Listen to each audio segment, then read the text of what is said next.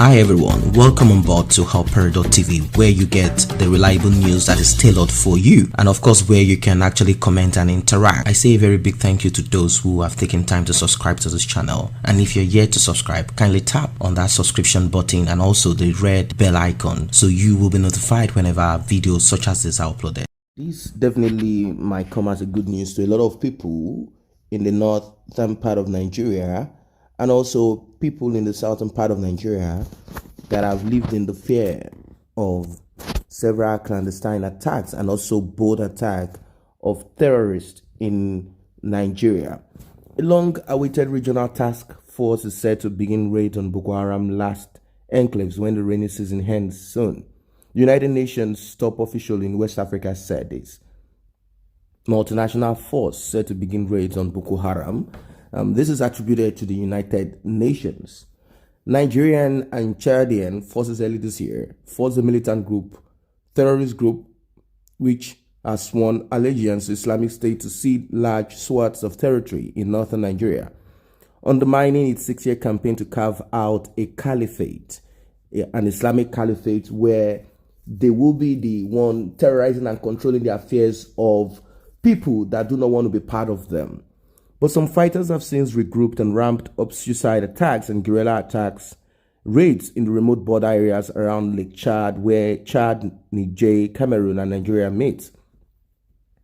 They will take advantage of the end of the rainy season now to really go after them, said Mohammed Ibn Chambers, United Nations Special Representative for West Africa.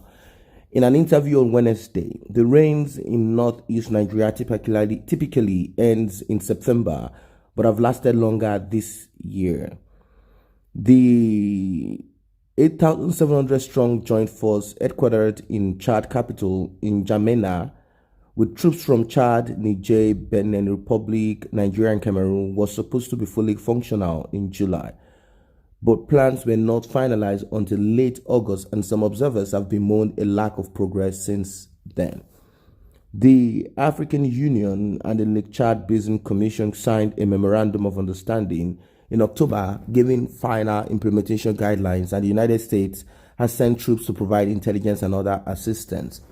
The expected joint raids will have to adapt to the changing nature of the enemy, which once attacked with hundreds of fighters aboard scores of vehicles, but has been reduced to isolated bands, Chambers said. There are still remote areas where they are hiding and they need to be physically flushed out, he said. Two such enclaves are Nigerian Sambisa Forest, which a lot of people know about, a vast former colonial hunting reserve back in those days during the British era, and the rugged mountains straddling the Nigerian Cameroon border. Individual national armies continue to battle Boko Haram, but there has been little signs of joint operations for months. Chad President Idris Deby has indicated the force could begin operations this month. Cooperation has sometimes been hampered by communication problems between English-speaking Nigerians and its Francophone neighbors, but Chambers said the situation has improved. He added that a purely military solution would not defeat Boko Haram, referring to deeper causes of radicalism such as unemployment and climate change on the shrinking Lake Chad. You can't just physically eliminate Boko Haram and say the problem is gone. You have to look at the underlying issues on grounds such as the Amajiri system, and also you have to look at the ways certain elites in the north, their Islamic clerics, their monarchs, and also we have to look at their politicians, how they respond, and how they have also been part of the reason why we have terrorism in the northern part of Nigeria. Everyone knows that the north is not the only part of Nigeria practicing Islam. We have Islam in the southern part of Nigeria. We have few in the southeastern part of Nigeria. We also have few of them in the middle belt of Nigeria, and we also have some of them also in the southwestern part of Nigeria, but none of them have taken up arms and ammunition. None of them are interested in attacking anybody. they have not been fanatical about their belief system. We've heard several times some of them come out during the Islamic fasting period and they come out to speak about Christianity, speak about what they think they understand about the religion, and sometimes verbal attacks. But it has not come to the point whereby attacks such as bomb blast and trying to carve an Islamic caliphate out of the rest of the nation. Yes, we understand that they claim that Boko Haram has existed even during the colonial era. That's the British era.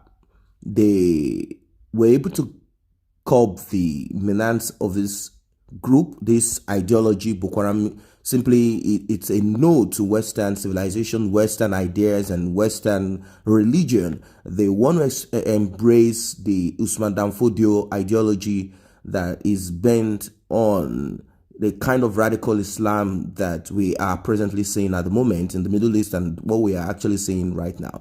There are a lot of complexity that surrounds Islam and religion itself. The Roman Catholic did theirs during the Inquisition era and they killed a lot of people, took a lot of properties in Europe and just everywhere, South America, wherever their hands could grab, they grab and they did theirs. They are no longer that kind of violent group or the kind of group that goes after using the church, using the religion, man-made religion to attack. We all know that the worship of God is in truth and in spirit, and it has nothing to do with religion. It's got nothing to do with any of that. Anyway, religion has caused more harms than good. And being a Muslim, they claim that it's a peaceful religion. It's a religion of peace, not a religion of violence. But a lot of violence have been attributed to Islam, for a very long time now. And, it stems from a lot of ethnic and tribal issues from the Middle Eastern part of Nigeria, different views as regards what Islam is supposed to be, the Islamic tenets, the doctrines, and a lot of things. Some people believe that some groups of people have hijacked the religion itself, misinterpreting the Quran and trying to create something for themselves. Some create something out of, the Quran and trying to manipulate people with certain verses of the Quran and thereby creating a terror group. Now, it's not just these Boko Haram members, although we've not heard them, probably because they're in the northern part of Nigeria. They come out to speak, but we've seen much of their violence, we've seen much of their killing, rather than any form of dialogue coming from them, asking for a state for themselves. If they said, we are tired of the economy, we are tired of the way things are, these guys are not tired of the economy or how things are run in Nigeria. They are simply focused more on the radical religion that they have, and they claim that they are killing for God, killing for Allah. Allah has asked them to kill people. Allah has instructed them to cut the necks of people, shoot people, blow up innocent people in the hope that they can get a state. This approach is demonic, is evil. God will never ever ask anybody to go around rampaging and killing people and cutting the necks of people because you claim you want to create a caliphate of yourself. If you want to create a caliphate for yourself, how then does it concern someone that is a member of the Christian Association of Nigeria? How then is it that they claim that someone was killed and the person is a Muslim, and then they have to look for a Christian to cut off the neck because they claim that the person that cut off the neck and that actually arrested that radical Muslim that killed a lot of people is a Christian or has a Western heritage? These are problems with this group of people that is not clear enough how you want a caliphate for yourself. You want a country for yourself. Now, IPOB and some other group also want a country for themselves called Biafra. Agitations here and there, we understand that. But they have not taken arms and ammunition to begin to kill people and kill their own people. But the difference between this group is that one is progressive, the other is retrogressive and demonic. That is just it. How then, there are other groups in the southwest of Nigeria now that are coming up little by little with the idea of a break, and they're ready to take this to the court, and they're ready to even just break away without any form of discussion with anybody. After all, there is no constitution that ties Nigeria together. It has expired. Nigeria was amalgamated with the North, forcefully married with the North, due to the greediness of the British monarchy. They wanted gain, so they joined both together, and it has its own good and bad, but the bad is so much because right now we are riddled with very terrible set of people, terrible set of politicians. And the system is just like an hunting ground where everybody comes in there to steal, to kill, and to destroy.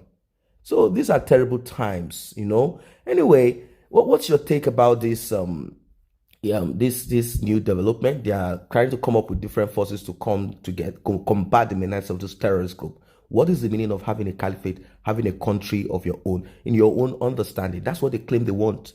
Why can't they keep Sambisa Forest as their own country and stop attacking people and just raise the flag of their nation and say this is a nation that has been carved out in Sambisa Forest? We are calling it Sambisa, and this is a new country for ourselves. We are having our governor, we have our president, we have our system, politics, you know.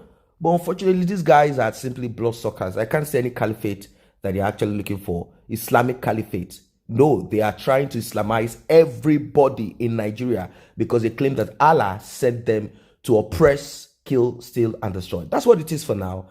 It's a very sad one. If you're not a member of this channel, let's go together by tapping on the subscription button and the red notification icon bell. It will definitely alert you whenever videos are uploaded. Thanks for stopping by.